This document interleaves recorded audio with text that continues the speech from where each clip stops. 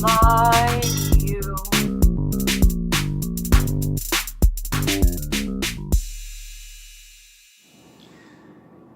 Hello, everybody. It has been 1 month since my last confession. I'm going to talk about diabetes again today because I thought it might be interesting and maybe a little bit funny. But there is a warning. The warning is I am going to be using some fairly disgusting language. Filthy, disgusting language. And I don't mean like F this and F. Well, there'll be a bit of effing, but that's not my main trick. The main trick is it will be the language of the body, language describing the horrible, disgusting things your body does. So just imagine some disgusting things your body might do, and I'll be talking. Basically, I'm not saying it to keep children away, although you probably should. I'm saying it because in case you're eating something, do not listen to this if you are eating something or thinking about food, or if you ever want to look at food again. That's a serious warning. I'm not joking. It's going to be rough, but we're going to make it. We're going to make it together. We'll be good. We'll be fine. You and me, right? You and me. I was going to say you plural, but we can't take anything for granted, can we? Okay. So the last time I was talking about my diabetes, I was saying I thought diabetes was going to be just don't eat sugar, bit more exercise, watch your diet, and that's not too bad, right? I painted it as a disaster because I thought it would be funny to do so, but it's not too bad. This is an actual disaster. In the last month, my life has been it's been rough. Now, do not eat anything when you're listening to this, because I'm going to use explicit language to describe things that happened to me. Okay? It's just horrible. And I wouldn't wish it on anyone. I don't even want anyone to have to listen to it. That's why I'm making this this podcast thing. That's why I'm making this. Because I don't want anyone to listen to it. And I've discovered the best way to make sure someone doesn't hear something is to put it in one of my podcasts. Sorry. Okay. So I was supposed to get medicine, right? I did get medicine. The medicine they give you is metformin. Metformin. Metformin is what they call a glucophage. And a glucophage, as the name might suggest to anybody who has basic Greek, means sugar eater. So it eats the sugar out of your body, and that's what you want if you're a diabetic. So that's good. There is a side effect, as there is to pretty much all medicines, have a risk of unpleasantness. And the side effect, I was taking it for 2 days, and then my entire digestive system shut down. My digestive system collapsed. My wife wasn't here, so I was here on my own in the house, and it was pretty bad.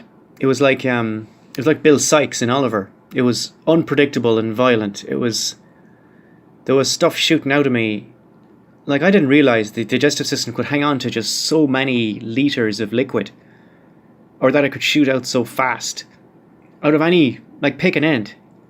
Both. There's two ends. There's the top one and there's the bottom one. And just I was throwing up and throwing down all day. I couldn't get to sleep. I didn't get to sleep for 2 days because every time I lie down, the material inside me sluiced up my neck, and it made me feel so bad that I wasn't in a sleeping mood. So I had to sleep, or try at least, sitting up, right? And it didn't work, of course, because I'm sitting up. How am I going to sleep sitting up? What a ludicrous suggestion. So I stayed awake all night, and every 20 minutes during that night-ish, every 20 minutes-ish, right? Not on the clock, but every 20 minutes-ish, I'd have to get up and either throw up or throw down in the bathroom. It was pretty bad, right? Now, I was alright actually for the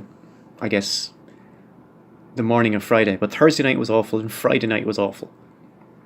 In the middle of the day it wasn't so bad, so I had a glass of water. There was this regular glass of water, like a tumbler of water, and it took me 5 hours to drink that much water. So you know things are bad when you can't drink a glass of water. Right? It was one of the worst things that's ever happened to me. And I've been to a public toilet in Slovenia, and it was one of the worst things that's ever happened to me, right? When I got divorced in California, it was one of the worst things that ever happened to me, right?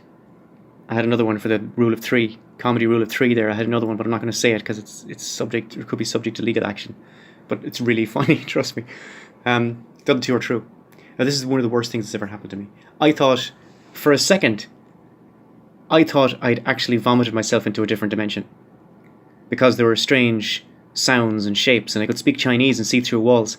And when I woke up, when I snapped back into this dimension, I was in the bed, but I went into the dimension in the bathroom, into the other dimension. And then when I came back into this dimension, I was in the bed again, and I wasn't able to speak Chinese anymore. So you have to make of that what you will.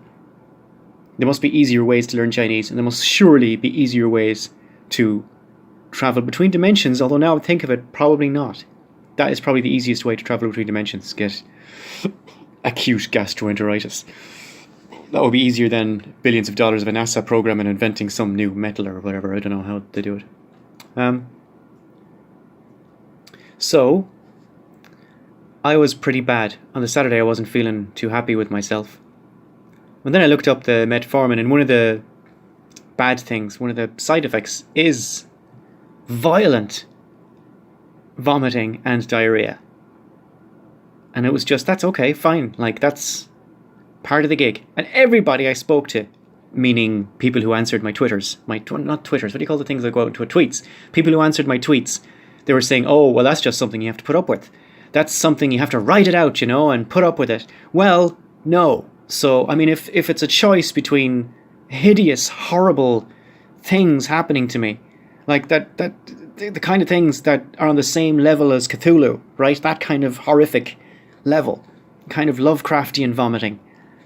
That or diabetes, you know what? I'm going to take my chances with having my legs cut off and my eyes go blind. That's a chance I'll take if that's my choice, right?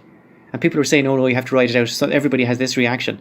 Well, first of all, the metformin, the little dosage I got, and by the way, I had to get a liquid version of metformin because I couldn't take the horse tablets they gave me because they kept on coming up, right? So I had to order this special liquid basically for children, right? And once again, me, Barry, the 42-year-old child. Anyway, they said in the little leaflet that one of the risks of this thing is you might get really bad vomity diarrhea thing, right?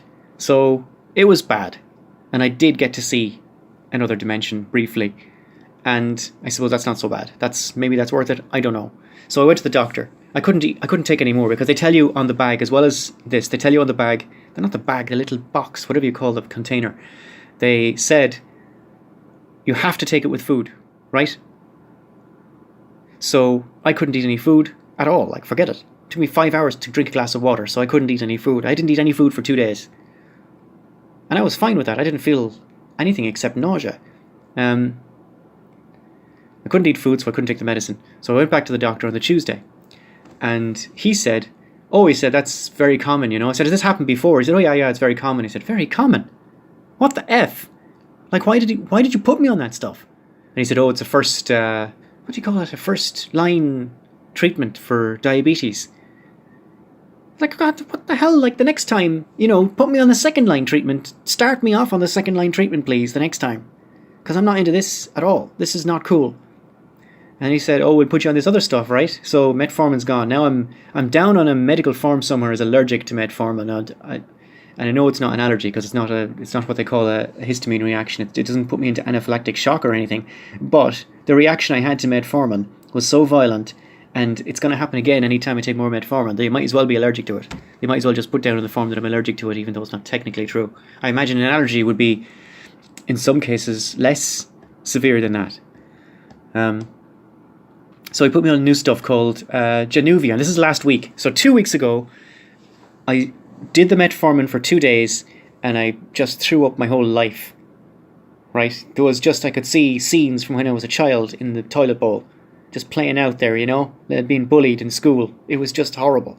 Now, the new stuff they gave me is called Januvia, which I thought was great because it's January, and there's the first 4 letters are the same, and that's about as far as I took that idea. It's called Januvia. Janus is the 2 two-headed god, right? And Vaya means way. The way of the two-headed god. That doesn't relate to diabetes at all, does it?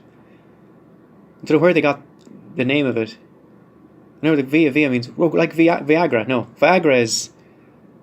What they used to say about Viagra is that it was made in Cork, right, in Ireland, in Ringaskiddy, for some reason. Pfizer had a plant in Ringaskiddy and they were making Viagra tablets.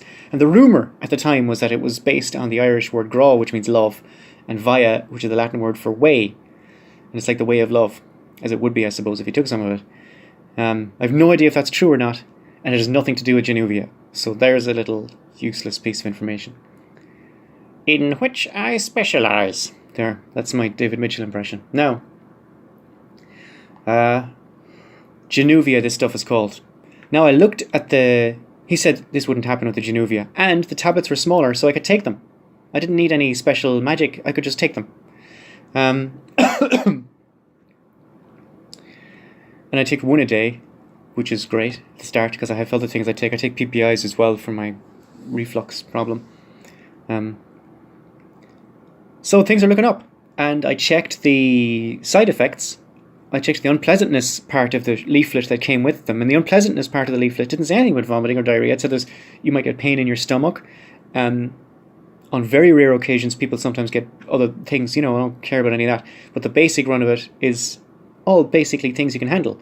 Symptoms of a cold, a bit of a headache, right? Well, that's fine. I'm okay with that. So I took the Januvia for 4. There's 4 tablets missing. So I must have taken it for 4 days.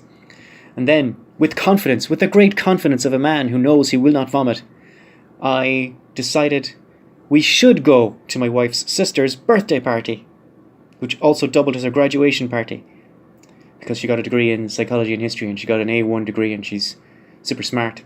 And also, she's a year older. So we said, okay, let's do that. And we brought up the constituent elements of a homemade cheesecake, and so on and so forth.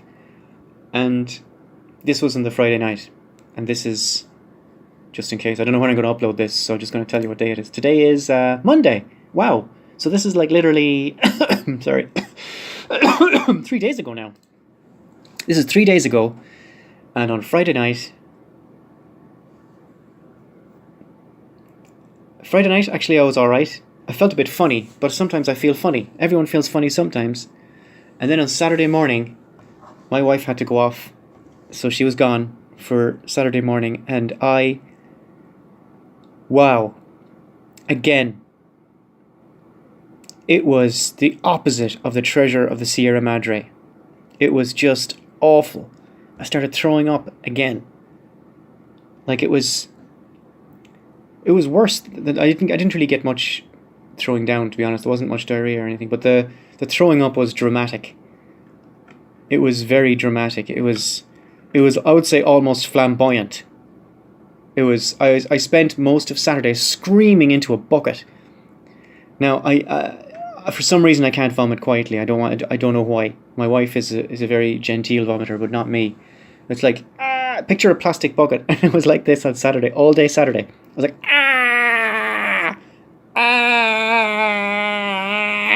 like that, but with a more fluidy kind of texture to that sound. It was really bad. It was going up my nose as well. There's nothing worse than that in your nose. You don't want to be... It was just, oh my God, it was just awful. It was awful. It was a hellscape, a nightmarish hellscape. At one point, I didn't go to a different dimension this time, but I definitely lost consciousness because I woke up in the hall and I was curled up in a little ball crying into the little plastic bucket that my wife's mother had kindly given me. But I couldn't think of a worse way to celebrate somebody's birthday with acute gastroenteritis again. It was really bad. I mean, it was bad. It was bad. And again, I couldn't sleep. I mean, my first response, anytime I feel bad about anything, including my migraines, my first response is to go to sleep. And a lot of the time, if I go to sleep with a migraine, I wake up and it's gone. But I couldn't go to sleep because every time I lay down again, it was sluicing the material up my neck. And because I have esophagitis as well, so that's not helping, right?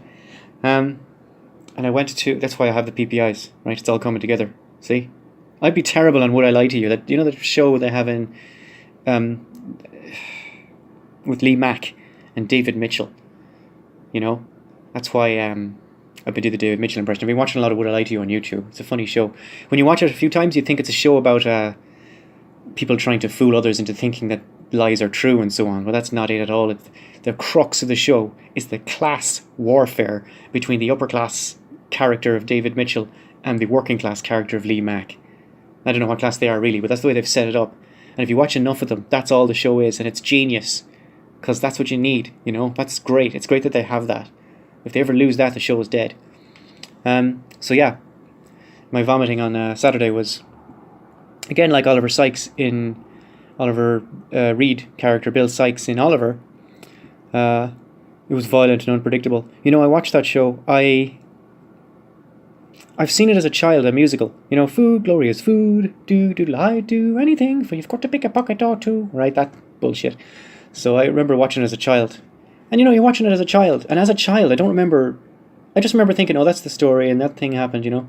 But I watched it again recently. Not all of it. But I skipped through it. And there's this character called Bill Sykes, and he violently assaults his girlfriend. And all throughout the thing, he's a nasty piece of work. Like, all throughout the thing. And you're thinking, okay, this is some kind of redemption arc, right? But then, at the end of it, he literally beats her to death, leaves her body under a bridge, and just wanders off whistling a jaunty tune. And it was horrific. Like, it was just a hard watch. And I don't remember feeling that way when I was a kid. When I was a kid, all I felt was, well, you know, I guess that's the story. That's what happened there, you know. Kids are just, they'll just take anything, won't they? Kids are amazing. I must have been amazing as a kid. I don't remember being amazing. I remember being weird and mostly weird.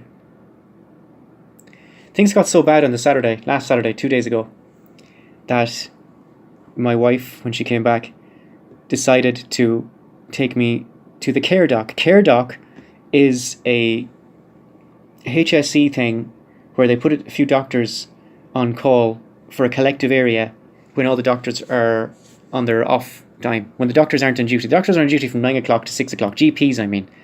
Right? So instead of, like years ago, you'd call the doctor at his house and you'd come out to your house. Right?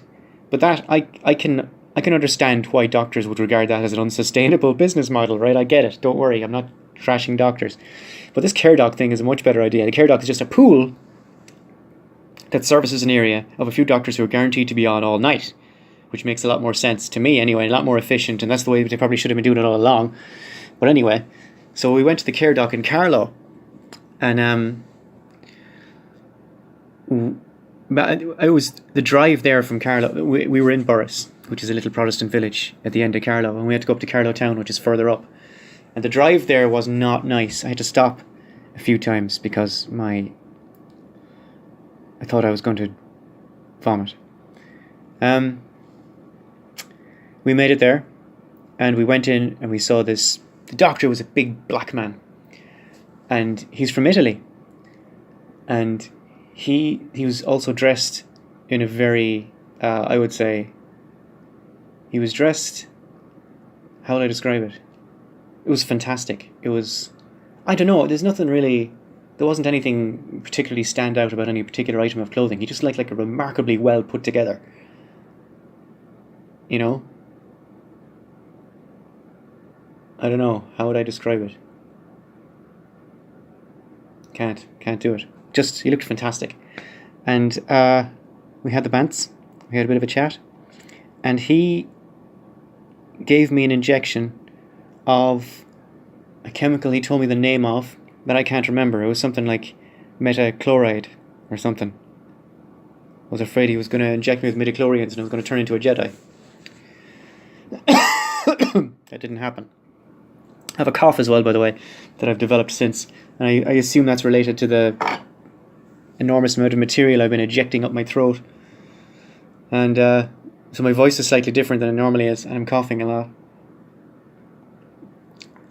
In case I sound different. Again, that makes the assumption that you've listened to enough of my podcasts to be able to develop a pattern of expectation about my voice. That's arrogant. I don't care. It's me, arrogant all the way. He gave me an injection in my butt, of this midichlorians, and he said this will kick in about an hour. It'll calm down your nausea, he said. I said, okay, thanks. So we drove back, and I was feeling a little bit better, probably from the psychological benefit of having seen a doctor, which I understand from the literature has quite a larger effect than you might think on someone's well-being if a doctor says you're fine. Right? So I gave her this injection. Now, 6 hours later, nothing was happening. I was still feeling really, really bad and I couldn't go to sleep.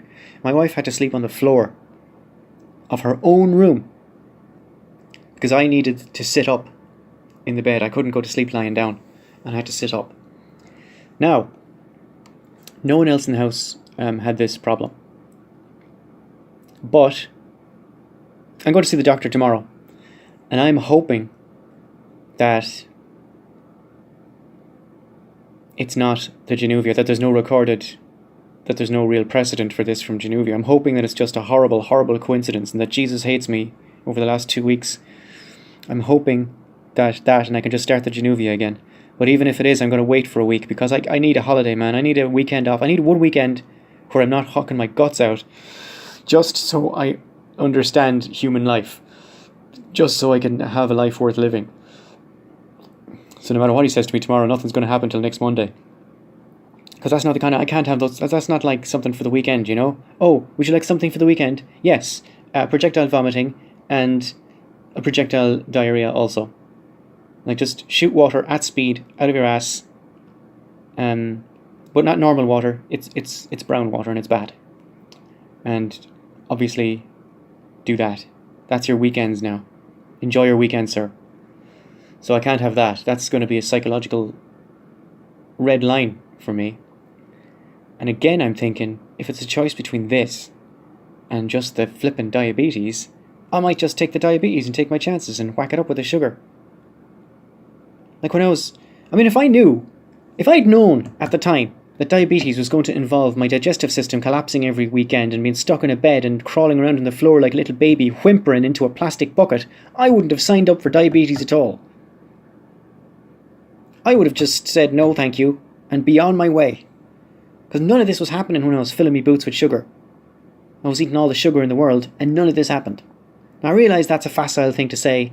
If you have any medical training and you're listening to this, you're going to say, that guy's an idiot. I understand. But this is my experience. This is my experience of my life. That's what I've noticed about it. Right? So, I understand it makes no sense, but whatever. This is happening to me. This is something that's happening to me in the real world. So I'm going to go in tomorrow and ask him and see what he says. I don't know. This has been my second podcast about diabetes. And this one, I think a lot of writers have the same problem. I thought it was just me, because I never told anybody about it. But I know a lot of writers have this problem, in that they have ideas floating around their heads, and the ideas won't just fuck off until they write them down. And I've often had that problem when I was writing. I'd have this great idea for a story or a line or a scene or a character trait that I'd have to work into a story somewhere, and it just wouldn't get out of my head until I wrote it down. And when I wrote it down, it was gone like that. Now I don't understand the psychology of that. I do a bit, but there's no point in going into it now. The point is that it happened. And I think I might have the same thing with the podcast. Like, that's not really worth writing down all the horrible things, but I can say it into a microphone and put it up on YouTube, and hopefully it will in some way expunge me of the unpleasantness. You know, it works with the writing, it might work with this. So thanks for being a part of that, I guess, if you made it this far. That's it. If you liked this podcast, and I honestly can't think of a reason why you would. Oh no, there's a bit about Bill Sykes. Maybe that's interesting. But the rest is trash. But anyway, if you liked it, tell your friends. If you didn't like it, if you thought this was offensive, and if you think I'm a bad person, please tell everybody you know. Because that will work out much better for me. I think I'm much better when I'm positioned in an adversarial way. I come out with snappier stuff and I'm funnier and so on. So, if you liked it, tell your friends. If you didn't like it, tell everybody you know. And I am out.